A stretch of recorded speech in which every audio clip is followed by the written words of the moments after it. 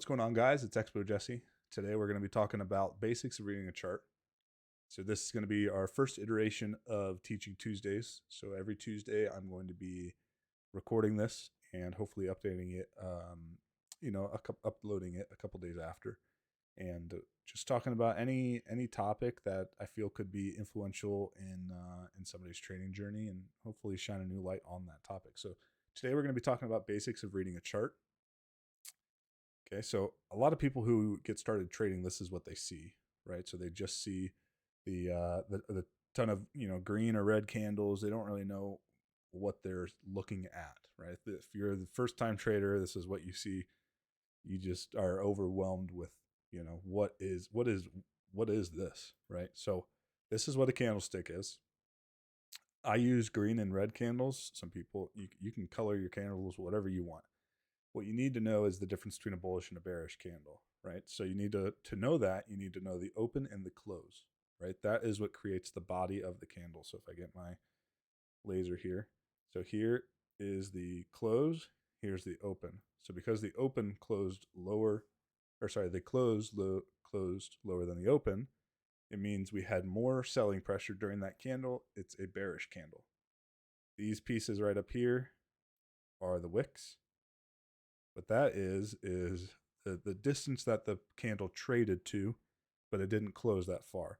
So price went all the way down here, but it didn't close there. It closed right here. So at the end of the, if I'm looking at a 1 minute candle, at the end of that 1 minute, so at the 60th second, I need to know where price closed, and that's what makes it a red candle. Okay. Same thing with a green candle. So here we opened, closed higher than we opened, so we had more buyers than we had sellers, so it's a green candle. Price traded all the way up here and traded all the way down here, but it didn't close that far down. So that is how a candlestick's formed. Very simple, right? I need to know the open and the close. That's what creates the body, which is this little rectangle piece right here. And that is what creates a candle. And then if I go back here, now you can see, right? Let's take this red candle right here in the middle of our screen, right? So body here. Well, now I drew over it. Let's take this one. Body here, but we opened up here and we closed down here. So that's a red candle. Price traded all the way down to this wick and all the way up to this wick, right? So then we opened up here, we opened here, we closed up here, next candle is green. We opened here, we closed up here, next candle is green. And basically, you're able to tell what price is doing just by looking at candlesticks. So that leads me to this next point. Why is it important to be able to read a chart? Reading a chart meaning looking at this chart and seeing, okay, telling the story and being able to read what price is trying to tell you. Even if you're a long-term investor, reading a chart can still be very helpful. Charts tell us what price is doing and how price is reacting to certain levels. So here in this picture I showed, we have several wicks up here. And as I said in the previous slide, if we have wicks, it means price went up to that level, but couldn't close that high. It didn't have enough momentum to keep going that high. So we didn't close that high.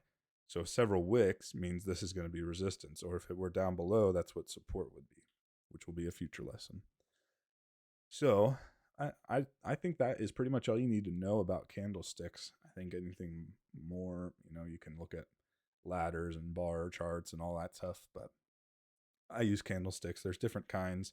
I just use the standard default on TradingView. I don't use the Heikkanashi or anything like that. So here's going to be a very short intro to the strat. Next week we're going to do a deep dive into the strat. But this is how I use candlesticks with hashtag the strat. So the strat was created by Rob Smith. It is I have a whole video on it. This one's actually going to be kind of replacing that. But there are 3 scenarios that can happen in one candle, right? And we're going to find out how to define each of those 3 scenarios based on how it interacts with the previous candle. So scenario 1, also known as an inside bar, is a candle that does not break the high or the low of the previous candle. Hence, it's called an inside bar because it is inside the previous candle. So for me, an inside bar is, I like to think of it as a momentum candle. price is building up, building up, building up, building up, and then when it goes, it's going to shoot one way or the other on the next candle, typically. Some people like back-to-back inside bars. I don't like that. I think that there's a fine line between a buildup of momentum and indecision. Some people think of inside bars as an indecision candle. I like to think of it as a momentum candle. The next candle is a scenario 2 bar, also known as a 2 bar. It is a candle that breaks either the high or the low of the previous candle. So here is an inside bar that doesn't matter what the previous candle is. You just mark out the high and the low, remember, by the wicks. So the high and the low. And if price breaks either one of those, it can only be one side, then it is a 2 bar, right? And the thought process behind a 2 bar is, a lot of people know what support and resistance is, and they mark it on their chart, and they have one line on a single wick, and they say that's support or that's resistance. Well, you can do that with every single candle. Every wick is going to be a support or a resistance on any time frame. I can look at the 1 second chart and look at a candle wick, and if it breaks the previous candle high or low and goes a 2 bar, then it means it broke support or resistance from the previous bar. Because how price is delivered, once there's not enough, if we're going up, right, if we have enough buyers to go up, and then everybody found what they wanted, they got the price they wanted. Well, once we run out of buyers and there's more sellers than there are buyers, then that's resistance. Same thing with support. If we have more sellers than we have buyers, then it's going to keep going down. But as soon as we have more buyers than we have sellers, it stops going down. So like I said, the 2 bar can only be a 2 bar. It can never go back to being a 1 bar. Once it breaks the candle's high or the low, then it is always going to be a 2 bar. Here's the third scenario. It's a 3 bar, or also called an outside bar. So you take, remember, the high and the low of the previous candle, and that's how you determine if it's a 1, 2, or 3 bar. If it doesn't break either one of those sides, then it's a 1 bar. If it breaks just one side, it's a 2 bar. And then here's the 3 bar. So a 3 bar takes out one side, right? So as soon as we crossed this way to go up, as soon as we went up, that's a 2 bar. Then we went back down. As soon as we broke that support, then it's a 3 bar. A 3 bar breaks both the high and the low of the previous candle, right? So a 3 bar is a volatility candle. Next week, we'll talk about triangle layout, or broadening formations and how that works out in trading. But as far as this lesson today, all you need to know is a 3 bar breaks the high and the low of the previous candle. And in my mind, when I'm thinking through, and the reason why I like the strat so much is just because it's so logically based, right? So if price broke up higher, it means it grabbed liquidity from the people sitting up here, whether that's retail stops or institutional buying going up here, and then wanting to get a better price to go down. They found the liquidity they needed, and then they shot down, right? And then now, based on the candle close, I know, because of the previous close here, because it's a red candle, the open is up here, close is down here. So it's a red candle. So it's an outside red bar, which means not only did we clear both sides of liquidity, but we closed red. So if the 3 bar is red, I'm probably not looking to go long or go up. I'm wanting to go down. So what now? So like I said, candlesticks tell a story. I can take several candlesticks and tell you how price reacted to each level and how price delivered without me ever having to be at the charts or looking at it while it's happening. So the hashtag the strat, or the strat as I call it, just simplifies trading. You can trade the strat without any indicators on your chart. You don't even need the Strat Assistant or Expert Toolkit, which are free indicators that just number and color the candles. You can do that by yourself if you wanted to. And based on this next slide, where it's going to talk about strat combos, you're able to look at price and see, okay, I've seen this pattern before. I know how typically it ends. And then you're able to make a better guess than just hitting buy or sell. So here is all the strat patterns. I do not use all of these. I know all of them. I know they all can be patterns, But for example, I don't use any of the continuation ones. Um, the thought process behind this is that if there's 3 candles, it establishes a trend. So you can do 2-2, and then that third candle breaking the low is a trend continuation. 2-2 candle breaking the high is trend continuation. For me, I just don't like doing that. I know it's a pattern. I know it can work. I know some straters use it. I just don't. I don't. But most of the rest of these I will. My favorite couple combos are any inside bar candles. So this one, this one, this one, this one, this one, that one. Here. I don't like these 1-3s because typically that means I got stopped out. But I do trade everything else. And then there's more patterns like a 3-2 setup where, like I said on the previous slide here, 3s mean it's a volatility candle. If the next candle goes 2 by breaking the outside bars low, then it is likely possible that the next candle is going to keep going lower and lower and lower. So if you are newer to strat, study all these, know what they are, practice writing on your chart what a 1-2-3 candle is, or a scenario 1-2-3 are, and then recognize these patterns, right? And then we're going to go into some examples here and see it in real time. But you have to know these patterns like the back of your hand. You have to know what a 2-1 setup is, what your entry is, what your target is. So let's just do an example here. So a 2-1-2 setup, I'm going to take out the top of the inside bar. My stop loss is going to be the bottom of the inside bar. The reason is because if price does go up and then close it, or as soon as it goes up, it's a 2 candle, right? So it's in force. And if it takes out the other side of that previous candle, it's an outside bar. If price breaks up and I enter in a long up here and then it breaks this low, I do not want to be part of a liquidity sweep. And that's what that would be. If price breaks higher, grabs me as liquidity up here, and then shoots back down, that means that price is probably going to keep going down. So again, we'll do a 2-2 reversal here. And I do enjoy failed 2-2s, which we'll see on the next screen.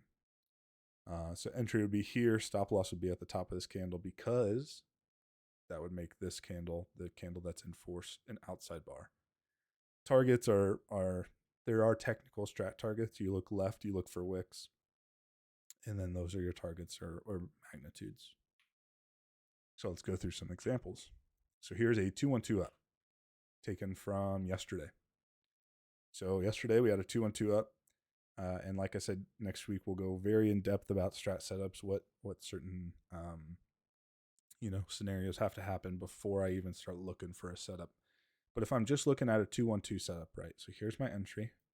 My stop loss is below that inside bar high, the inside bar low, because if this candle were to go and take out this liquidity down here, then this is going to be an outside bar. So if price goes up, takes this, then I'm just expecting price to keep going down. So here's a 2-1-2 setup. Technically, here would be your targets right here, right here, right here, and right here. All 4 of those would be your targets of magnitude. Now with my trading setup, I know that this is going to be a fair value gap, which we'll get into in another Teaching Tuesday. So I know that this whole area is kind of sketchy for us to keep going. So as far as taking profit, I'm probably taking profit in that zone and then waiting for it to come up and take wicks. Here's a 2-1-2 down from a couple days ago, right? Came up, huge wick up here, which I enjoy seeing big wicks at against where I'm trying to go. So if I'm trying to go short, I like to see wicks that are going long and just taking out liquidity up the top, right? So 1-2, huge wicks. Inside bar, stop loss above the inside bar high because I'm going short. I'm going to take a short and make money going down. And technical profit targets are as follows here. You can technically take profit all the way down there. Sorry, I'm just messing up over here. And That would probably be my biggest level to take profit at, because this is going to be the price that or the area that price rejected before we went all the way up. So like that. All right, so here's a failed two. So a failed two is something I haven't talked about. A failed two is where price goes up and it goes to be a 2 bar, but it closes red. And remember, you can tell what color it is by the open. So I know that we opened here and closed here. So this is a red 2 up. 2 up bars should almost always be green, right? Here's a 2 up that's green. Here's a 2 up that's green. 2 up, 2 up, right?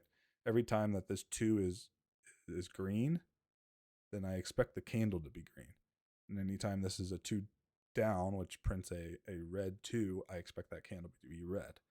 If it's not, it's a candle of indecision or a candle of liquidity grabbing. So here on this failed 2, because we went and we swept the previous candle's high, but we closed red, it means we probably grabbed a liquidity from this area and we're now trying to shoot down. And that's exactly what happened. We entered here, which is now it's all a drawing mess, but we grabbed liquidity there and then we shot down. And then the next slide, we have a failed 2 down. Similar, right? Printed red 2, or I just know it's a 2 down because it broke the previous candle's low, but it opened here at this price and closed here. So it's a green candle. So I am betting that price grabbed liquidity here. And it doesn't always have to happen, but this is how I think of it. So price grabbed liquidity there, broke the previous candle's high, and the entries there, stop losses the failed 2's low, and then taking profit on the way up. Another example here is a 3-2. Like I said when we were talking about the outside bars, 3s are candles that I think grab liquidity. So I think that it grabbed liquidity right there at that upper wick and then made an outside bar because it took both sides of the liquidity of the previous candle, the high and the low wicks. And then entry is the bottom of the candle, stop loss is the top of the entry candle.